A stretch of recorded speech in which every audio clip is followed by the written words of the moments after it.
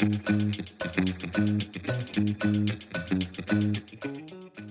Jeff Benna. I'm a realtor with Remax Real Estate Services here in Vancouver. I'm Andrew Hassman, also with Remax here in Vancouver as well.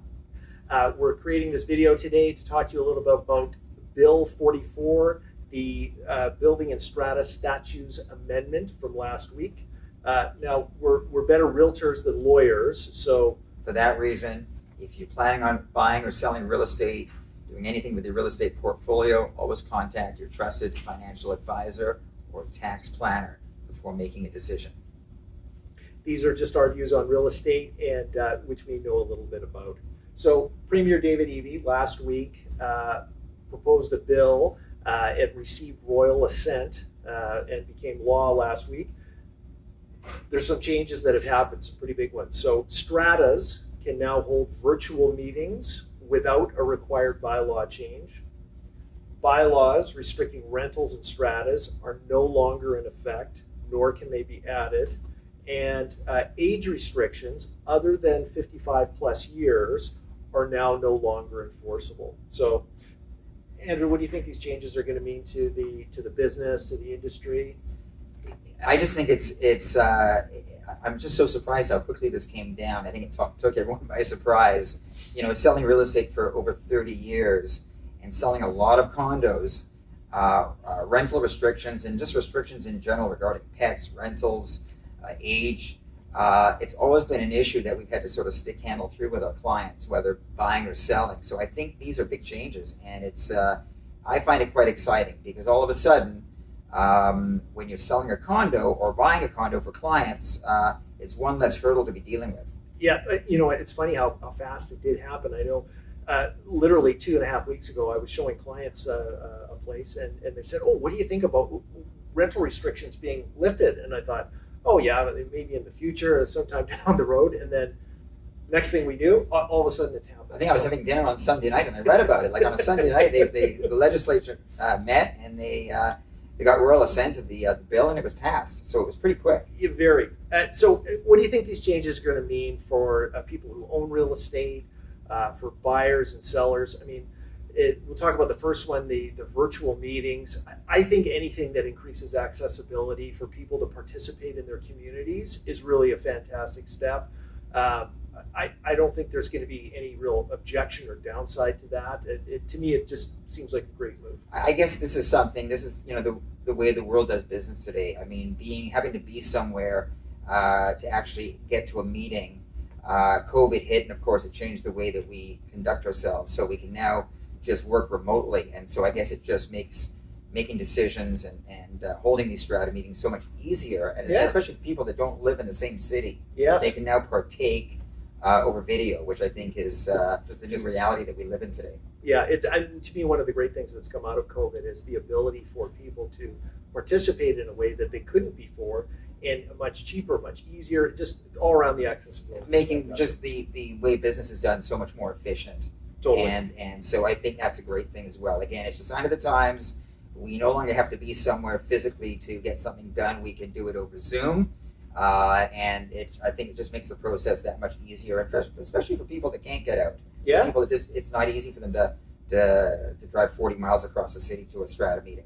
And if you own your condo and you live somewhere else, it's easier than getting on a plane to come and attend the meeting, right? Absolutely. So one of the other changes, eliminating the age restriction, except for 55 plus and caregivers in those buildings. That to me also creates a wider market for some of these buildings and prevents, if somebody takes a child in, or they decide that they want to start a family or expand their family, all of a sudden they don't have to move simply because of a bylaw. So I think in a lot of ways that'll be very beneficial for those buildings. And I can't tell you how many times we've tried to sell a condo to a prospective buyer, and there's an age restriction of 19. Yes. And they've got a 17-year-old son or daughter, and they can't buy that particular property. Yeah. And I'm thinking, wow, these restrictions really, they affect market value and the marketability of a condo or strata property. So eliminating that restriction, again, I think is definitely a positive thing. For sure. Now, I can think of a few buildings where age was restricted, not allowing anybody under 19, and having open houses at those properties, families showing up, and unfortunately having to say to them, "I'm sorry, this isn't going to be suitable for you," and just seeing the disappointment. So I think anytime you sort of expand the market for potential buyers, that's great for owners, that's great for sellers, and it also gives more available options for the buyers and consumers out there. Definitely a positive move. Yeah. Yes. Now, the big one is the change in rental policy. So from here on out, rental restrictions, except for short term, are no longer enforceable, which means that if you're in a building that up until now has said no rentals, you're now allowed to rent your suite out. What do you think that's going to do to the market? Well, I just think it's, again, 3 weeks ago, if someone would have said this was coming down the pipeline, we would have sort of like, our ears would have perked up. Yes. This sort of hit everyone by surprise. But I can definitely see why David Eby is trying to open up the rental inventory in the city. Yeah. And this opens up, I don't know how many, but tens of thousands of potential rental units to the marketplace. The number that I heard Yeah. was 2,900 of people that I guess are declared that are not having to pay the empty homes tax in Vancouver because there's a rental restriction that doesn't allow them to rent it. So once that is eliminated, then all of a sudden those suites will come to the market. You've got a lot more potential supply coming to the market, at least in the short term, and that'll probably get absorbed fairly quickly. Mm-hmm. And then it also allows, it's, for anyone that owns a condo in a building that had rental restrictions, now those restrictions are gone. So for marketability, when you come to resell, it's got to be a positive for market value. It's got to enhance market value and marketability of those suites for those people that own those units. What about I know, when you're selling a suite, you want to have no rental restrictions. It seems that the market is more liquid, there's more available buyers, and there's that sort of thing. But all the time too, we've said, sometimes living in a building, it's nice if there are some rental restrictions. Is it going to make a big difference for people and how they live and who's living in their building if those rentals are restricted? I think by and large, people are just people and they just need a place to live, right? Yeah, I can totally understand. We have clients, some of our mature clients, they want to purchase into a strata condo building and they want it to be mostly owner occupied. Yeah. So they actually want a rental restriction. But I think they're the minority in numbers. I think it's more the other way where today, people today are so much more mobile today than they were 25 years ago. Yes. So young professionals, ages 25 to 45, many of those people today, they'll take a job, but they can work remotely. They don't have to work in the same city where their office is. And so they want to have the flexibility to move around. Maybe they want to take a year away, and they don't want to have to be forced to sit with a vacant unit. Now they have the ability to rent it out on a 1-year lease or longer. So they have that flexibility. So I think when you have that flexibility, it's potentially a good thing. We had some clients recently. They purchased a condo. They absolutely loved it. Total rental restriction and just an unforeseen life event. They had to basically move 2 months later to another city. And they didn't want to give up the rental that they had, or the condo that they bought, but they weren't able to rent it out. So they had to apply under hardship.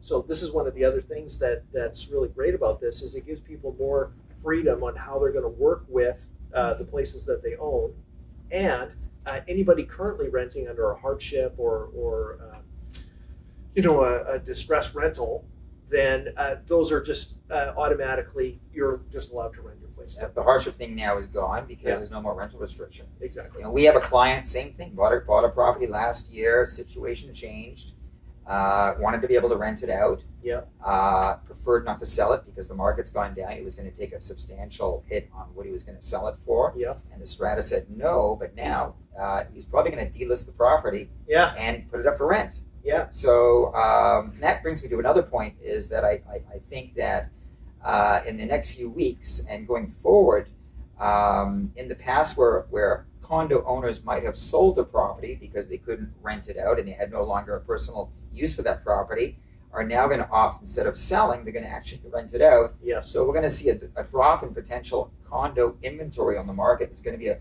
a drop in condo supply, Yeah. which then potentially puts upward pressure on price. Yes. So there's a lot of things that are happening here that some are good for the market, some are maybe not as good, but definitely there's going to be some impact from what's going on.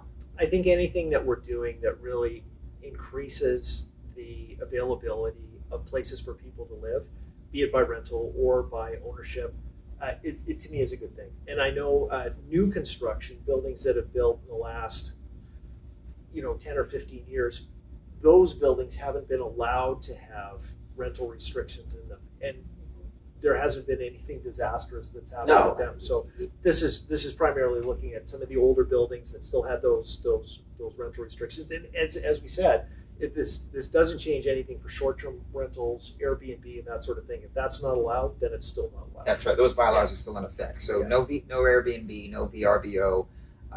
That's out. It's just strictly the regular longer-term tenancies, which are affected. And again, like you mentioned, like for instance, if you look in the downtown core where there's numerous high-rise buildings, most of those buildings have, not all, but most of the newer ones built in the last, say, dozen or so years. Yeah. There's no rental restrictions. No. And life goes on just fine in those properties. Yeah, exactly. Yeah. Okay. Now, what's happening in the market? What are you seeing out there? Well, it's been since March the 1st or March 31st when the Bank of Canada first raised interest rates. We're up. Yes. I keep forgetting. It's at 350 or 375 basis points, but the increase in interest rates in that several month period is unprecedented. It really is, and obviously the effect is a much slower market. Buyers have not been forced, but they've decided to sort of hold off on their plans to purchase. Many of them Right. at the sidelines, and the same thing with sellers.